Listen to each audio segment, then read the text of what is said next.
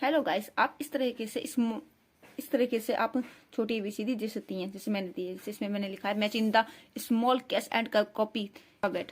जैसे एक आए, अब कैपिटल ये होते हैं, कैपिटल का मतलब होता है छोटा।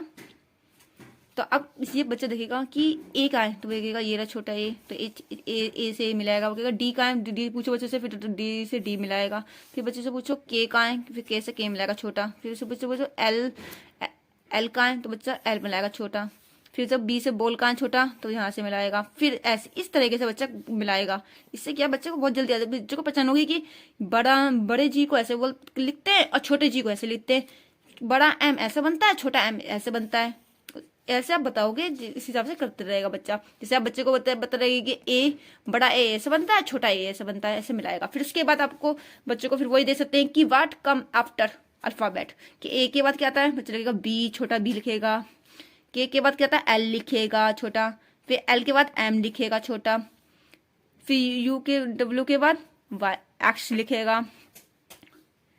फिर जे के बाद एच लिखेगा बच्चा। फिर के बाद एल लिखेगा। फिर इसके बाद what come we for alphabet, इसका मतलब कि आगे की संख्या, कि इससे पहले क्या आती थी, डी के पहले क्या आती थी सी, जे के बाद क्या था एच पहले के। फिर उसके बाद आप ऐसे दे सकते हैं, fill in the blanks, A B लिखेगा, सी लिखेगा, डी लिखेगा, जी लिखेगा, फिर एच लिखेगा, फिर जे। अब बच्चों को ये दे सकते हैं write the letters in A B C और उधर, मतलब इसमें फिर वही वाला वही वैसे ही जैसे हमने बड़ी एबीसीडी मैंने सिखाई थी आपको कि ए पहले देखिएगा सबसे इसमें सबसे पहले क्या आएगा, ए लिखेगा बच्चा। फिर उसके बाद क्या आएगा ए के बाद क्या आता है बी, पर बी मैंने इसमें लिख ही नहीं रखा।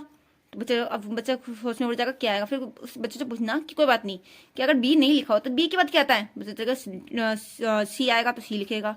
फिर सी के